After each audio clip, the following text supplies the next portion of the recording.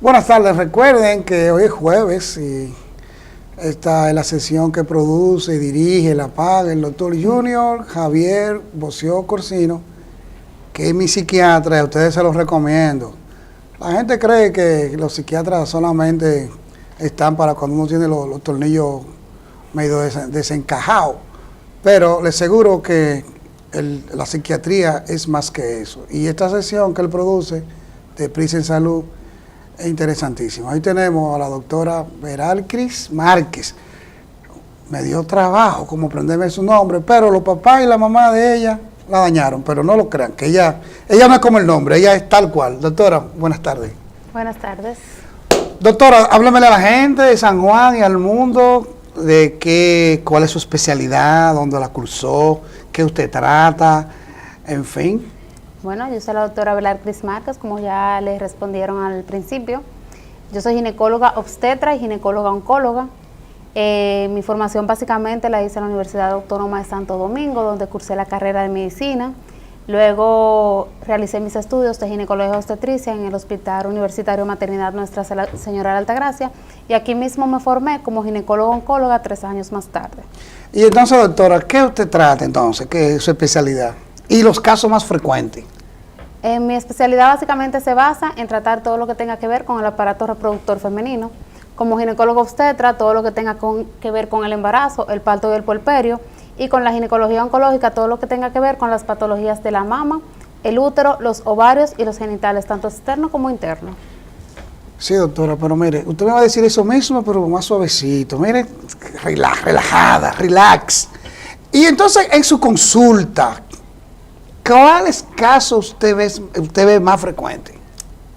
Como más frecuente, sí. En consulta vamos a ver, lo más frecuente siempre va a ser las mujeres embarazadas. Las mujeres embarazadas. ¿Y qué complicaciones tienen esas mujeres embarazadas generalmente? Y lo que usted obviamente más ve.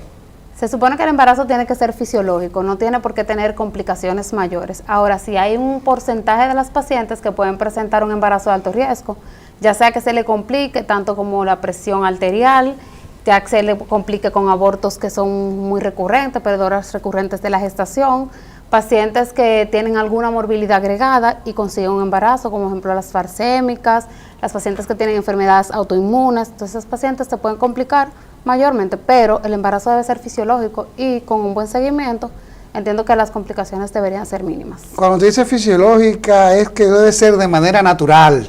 Tiene una evolución natural y si lleva un cuidado adecuado, las complicaciones no tienen por qué presentarse tan frecuentemente. Pero yo digo algo de que le dio preeclampsia.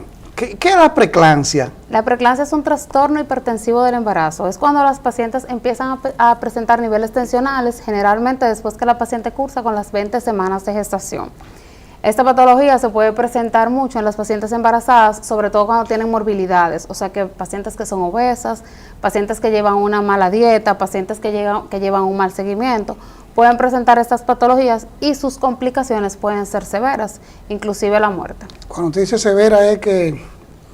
¿Y por qué la muerte en las mujeres con preeclampsia? O sea, ¿dónde se une eso? Que se le complica la vida después de parir normal. Hizo su parto normal y entonces después yo he visto esos casos en pacientes. Si la verdad es la preeclampsia es como su nombre es un trastorno. Una vez se instaura la preeclampsia va a afectar a diferentes órganos y va a afectar lo que es el sistema arterial y la paciente puede tener complicaciones secundarias a los niveles tensionales muy elevados. Puede haber daño a nivel central, puede haber complicaciones a nivel cerebral. Entonces, básicamente, no todas las pacientes que hacen una preeclampsia van a morir, pero hay pacientes que pueden llegar a complicaciones más graves, como el síndrome Hell o la eclampsia. Entonces, esa paciente puede tener afecciones más raras, más frecuentes, y pueden morir porque pueden presentar, en ese caso, afecciones graves, o sea, inclusive entrar en coma y luego fallecer. Entonces, en ese caso. Usted mencionó un síndrome Hell. ¿Qué es el síndrome Hell? El síndrome Hell es una complicación de la preeclampsia-eclampsia. O sea, es una complicación que se presenta producto de haber presentado un trastorno hipertensivo del embarazo. En este van a haber un cuadro muy aparatoso en el que va a haber hemólisis, o sea que la sangre va a hacer lisis, va a haber plaquetas elevadas, la paciente puede tener una trombocitopenia muy marcada, puede haber coagulación intravascular diseminada, que son términos que quizás el público no va a entender como que de manera muy acertada, pero sí la paciente puede presentar complicaciones a expensas de estos, hacer sangrados ya que compliquen la vida y finalmente morir. Bueno, no se me vayan de ahí, que seguimos con la doctora, pero ahora vamos a una pausa y en breve volvemos. Continuamos con la doctora. Doctora, entonces, ¿cuáles órganos pueden ser afectados en la mujer? Si hablamos de cuáles órganos pueden ser afectados en la mujer, aquí tenemos la mama, principalmente en la patología oncológica es lo que más frecuentemente estamos viendo en la consulta, donde podemos encontrar pacientes que tienen desde un simple nódulo en la mama o un quiste simple, hasta pacientes que pueden tener cáncer de mama. Entre los órganos afectados, ya en cuanto a la patología, hablar de una patología específica, en ginecología oncológica podemos ver la mama como un ente, podemos ver el útero, podemos ver los ovarios, podemos ver la vagina y los genitales externos como la vulva, que son los que normalmente trata la ginecología. Entonces ustedes tratan cáncer y tumores también. Tratamos cáncer y tumores en la especialidad... Y temores, no temores, tumores. Sí. Tratamos en la especialidad de ginecología oncológica, sí tratamos todo lo que son tumores. Tratamos tanto tumores benignos como tumores malignos. Por ejemplo, en la mama podemos tratar los fibroadenomas, que son lesiones benignas y que son muy frecuentes, sobre todo en pacientes jóvenes. Entonces, aquí podemos tratarlas, podemos diagnosticar que sean benignos o malignos, porque el diagnóstico siempre va a ser histopatológico, o sea, hacer una biopsia para poder tener detalladamente cuál es el diagnóstico específico. Y a nivel del útero podemos tratar los diferentes cánceres que se pueden presentar en la mujer, como es el cáncer uterino, como es el cáncer de endometrio, el cáncer de cuello uterino, que es de los más frecuentes a nivel mundial del aparato reproductor femenino. ¿Y por qué? Y el cáncer de vulva. ¿Por qué es el más frecuente? Y bueno, he escuchado también que veo con muchas mujeres con cáncer de mama. Pero es una bolita. ¿A qué se debe eso, doctora? El cáncer de mama generalmente es, vamos a decir que al igual que la mayoría de los tumores, tienen un origen básicamente idiopático, es una mutación de un oncogeno. O sea que vamos a decir, hay una célula que se muta y esa célula que se muta y que me va a hacer un crecimiento anárquico, o sea, un crecimiento muy rápido, entonces me va a formar un tumor. Ahora hay un 5% de las patologías mamarias que son las que se van a heredar de manera familiar. O sea que yo tengo un familiar en primer grado que tuvo cáncer de mama, yo voy a tener más posibilidad de desarrollar un cáncer de mama que una paciente que no tiene ningún antecedente familiar. Pero no el hecho de no tener antecedentes familiares me va a hacer libre de no padecer la enfermedad. Y entonces usted mencionó el más frecuente. ¿Cuál es el más frecuente? Y también el que más usted ve en su consulta, no necesariamente el más frecuente. ¿Cuál es el más frecuente? ¿Y cuál es que usted más trata en su consulta? A nivel mundial, el cáncer más frecuente en la mujer. O sea, en la mujer tratándola desde el punto de vista ginecológico es el cáncer de mama. Si hablamos en la mujer es el más frecuente. Y por lo menos alguna mujer en su vida, 8 de cada 100 van a presentar en algún momento de su vida un cáncer de mama. O sea que es bastante frecuente. Si vamos a la patología ya acá ginecológica inferior, vamos a ver que el cáncer más frecuente es el cáncer de cervix, o sea el cáncer de cuello uterino, y este va a estar asociado a infección por el virus del papiloma humano, que ha sido un tema que se ha tratado durante mucho tiempo. Pero ya escuché que el virus del papiloma ya hay vacunas, y ha avanzado bastante la ciencia, pero antes se morían muchas mujeres que con producto de ese virus y no sé, claro, hemos avanzado bastante. Podemos decir que antes se morían muchas mujeres por esta causa, pero aún así se siguen muriendo muchas. Estamos hablando de que en el año 2022 hubo a nivel mundial 600,000 nuevos casos de cáncer de cuello uterino y 350,000, o sea, se murieron en Países Bajos. La mayoría en países que tienen ingresos bajos, ingresos medios son los que presentan mayor tasa de mortalidad. Estamos hablando de aproximadamente un 94% de las pacientes que fallecen por esa misma causa. Y escúchame, doctora, ¿y eso tiene que ver con la edad o con el chequeo rutinario que la mujer se hace? Porque ¿cuándo debería ir una mujer a ginecología, a la doctora? ¿Cuándo es lo recomendable? ¿Esperar que tenga el embarazo? ¿Esperar que tenga algún problema? ¿O debería ser rutinario eso? ¿Y a qué edad debería empezar a ir? El primer chequeo ginecológico debería iniciar con lo que se llama la menarquia. La menarquia es la primera menstruación de la mujer.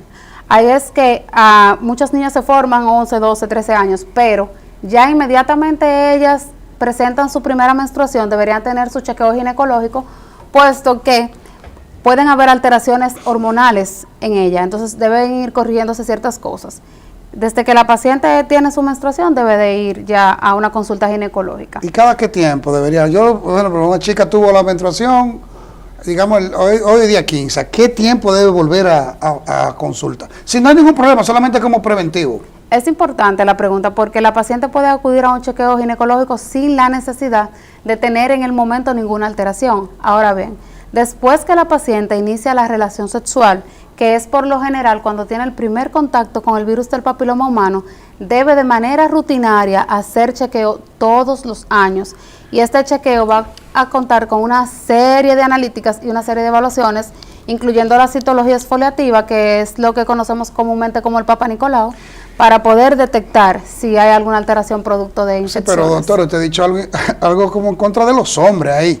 Usted habló de que el primer contacto sexual, y es que los hombres somos tan malos así.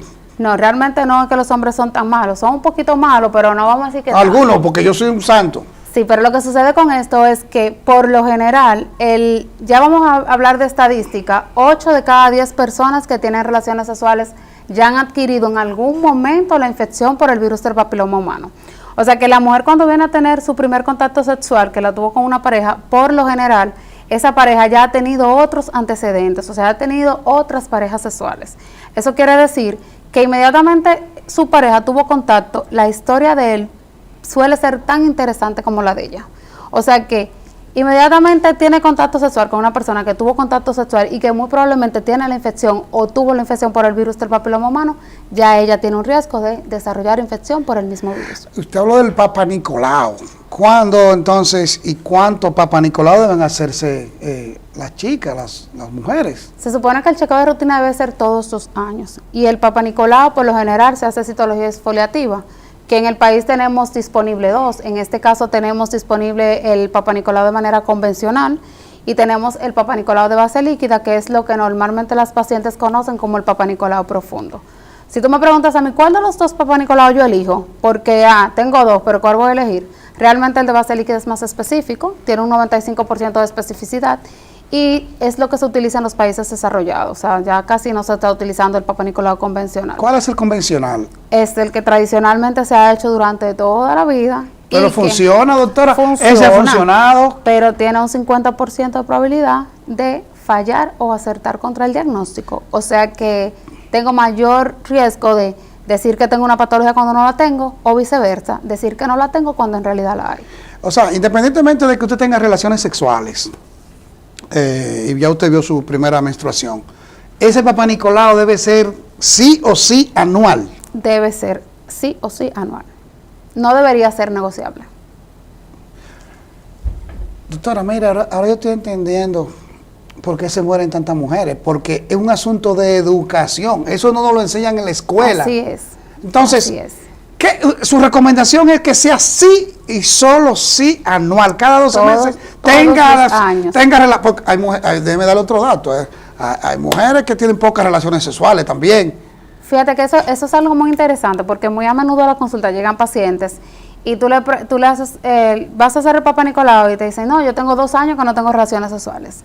Realmente, no tener relaciones sexuales no es algo que te libra de no tener la enfermedad. No es que el hombre te va a transmitir ni nada. Lo que pasa con esto es que inmediatamente yo tengo contacto con el virus, ya yo tengo probabilidad de desarrollar la patología a lo largo del tiempo. Yo puedo tener un contacto sexual a los 18 años y desarrollar la patología a los 40, aún yo no haya vuelto a tener, haya tenido nuevamente otra pareja sexual, porque ya tuve contacto con el virus. Entonces ya tengo la probabilidad de desarrollar la enfermedad.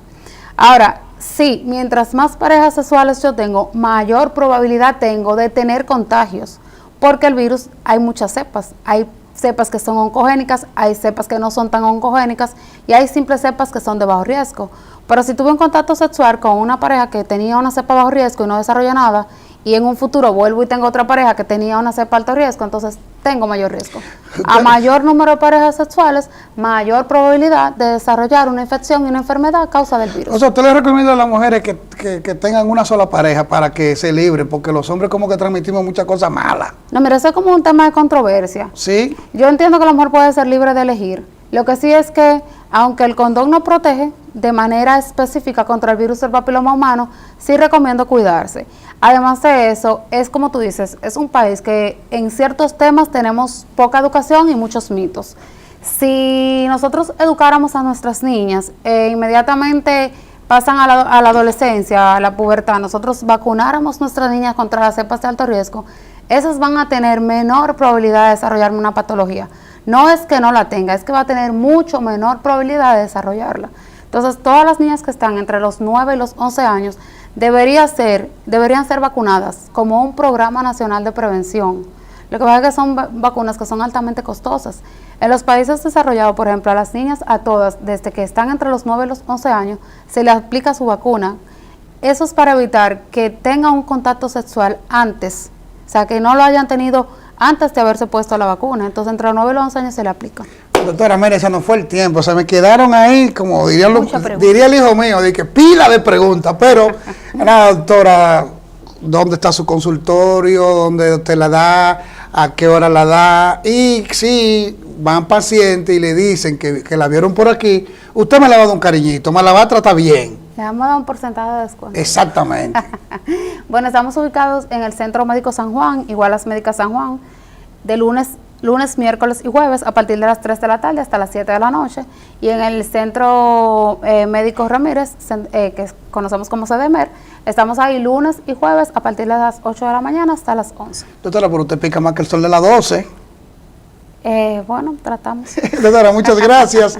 Señores, recordarle a ustedes que esta es una producción del doctor Junior Javier Bocio Corsino, nuestro médico psiquiatra, y mi psiquiatra, se lo recomiendo a usted.